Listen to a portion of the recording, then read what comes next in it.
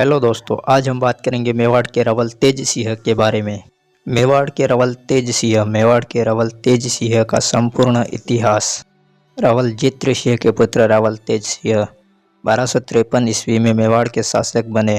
रवल तेज सिंह द्वारा धारण की गई उपाधियां उभापति, वरलब्ध, प्रौढ़ प्रताप, परमेश्वर, परम भट्टारक, महाराजाधिराज। रवल तेज सिंह के शासनकाल में मेवाड़ के महामंत्री समुंदर थे, प्रधान भीम सिंह थे व कोषाध्यक्ष तलहण थे। रावल तेज सिंह के शासनकाल में मेवाड़ में आहड़, खोहर, चित्तौड़ की तलहटी व सज्जनपुर में बड़ी मंडियां थीं। 1255 ईस्वी से 1258 ईस्वी के बीच मेवाड़ में अकाल पड़ा। तब यहाँ दानशालाएं खोली गई व लोगों को मुफ्त अनाज उपलब्ध करवाया गया।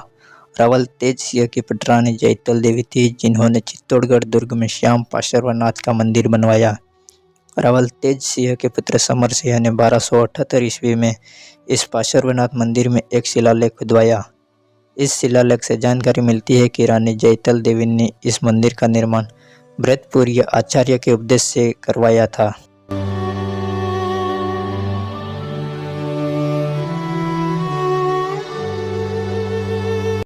इस मंदिर के मठ के लिए भूमि का दान भी किया गया। चित्तौड़ की तलहटी, आहड़, खोहर व सज्जनपुर से घी, तेल आदि मंगवाकर इस मंदिर को भेंट किया गया।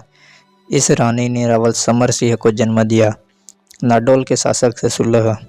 रावल तेज सिंह के पिता रावल जित्र सिंह ने प्रतिशोध स्वरूप नाडौल पर हमला किया था। इस कारण नाडौल व जालौर के शासक चाचक देव चौहान राजा उदय सिंह के पुत्र ने अपनी पुत्री रूपा देवी का विवाह रावल तेज सिंह से करवाकर वैर भाव मिटाने का प्रयास किया। रानी रूपा देवी की माता का नाम लक्ष्मीबाई था। रानी रूपा देवी ने जोधपुर के बूढ़ तेरा गांव में एक बावड़ी का निर्माण करवाया था। इन रानी ने कुंवर क्षेत्र सिंह को जन्म दिया।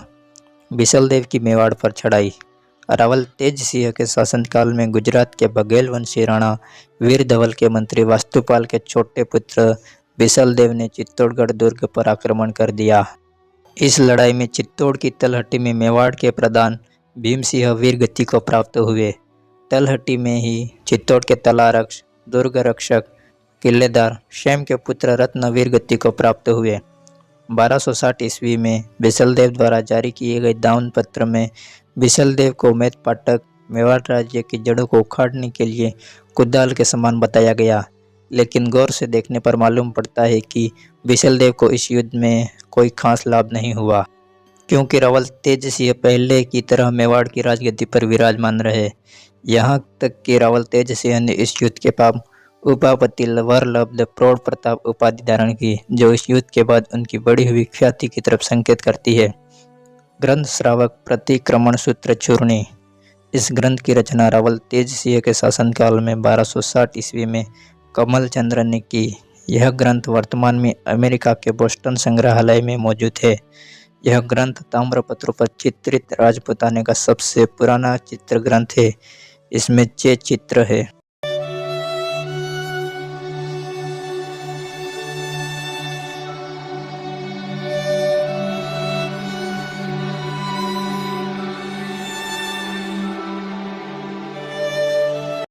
गागसा गांव के शिलालेख 1265 ईस्वी।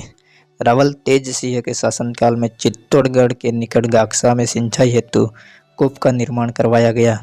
गागसा गांव के शिलालेख में वर्णित है कि रावल तेज सिंह के शासनकाल में डिंडू महाजन रत्न द्वारा एक बावड़ी बनवाई गई। इस शिलालेख में लिखा है कि रावल तेज सिंह अखंड प्रताप के धनी और चिर विजयी है। उनके शासनकाल में प्रजा में अपार संतोष से। चित्तौड़ का शिलालेख 1266 ईस्वी। इस शिलालेख के अनुसार रावल तेज सिंह ने बुधवार को सूर्य ग्रहण के दिन चक्र गोत्र ब्राह्मण हिंगकुर को गटेश गांव में अरहट सहित भूमि दान की।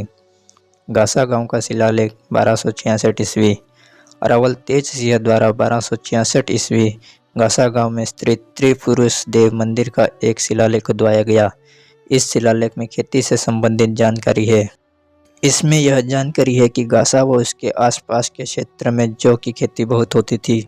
घोड़ा गांव में स्थित वागडवार या तालाब के पेट्टे में होने वाली खेती और माकंड थला, मांग थला के खेतों में होने वाले जौ को मुंडी नामक प्रमाण से मापा जाता था। मुंडी जौ के तौल के टोकरों के लिए विशेष रूप से प्रचलन में था। एक मुंडी में 10 कलश अनाज होता था। इस शिलालेख में यह जानकारी भी है कि रावल तेज सिंह के समान मेवाड़ के महामात्य प्रसेनदर ने त्रिपुरुष देव मंदिर के लिए गुड्डा नामक गांव, वागडवारिया तालाब व खलिहान भेंट किया। चित्तौड़ का शिलालेख 1267 ईस्वी। यह रावल तेज सिंह के शासनकाल में खुदवाया गया अंतिम शिलालेख है। यह शिलालेख चित्तौड़गढ़ की तलहटी में स्थित एक जैन मंदिर में खुदवाया गया। शिलालेख में जैनियों से संबंधित बातों का उल्लेख है। बाद में अलाउद्दीन खिलजी के बेटे खिज्र खान ने गंभीरी नदी के पुल का निर्माण करवाते समय चित्तौड़ के मंदिर तुड़वाए। यह शिलालेख भी इस पुल में चुनवा दिया।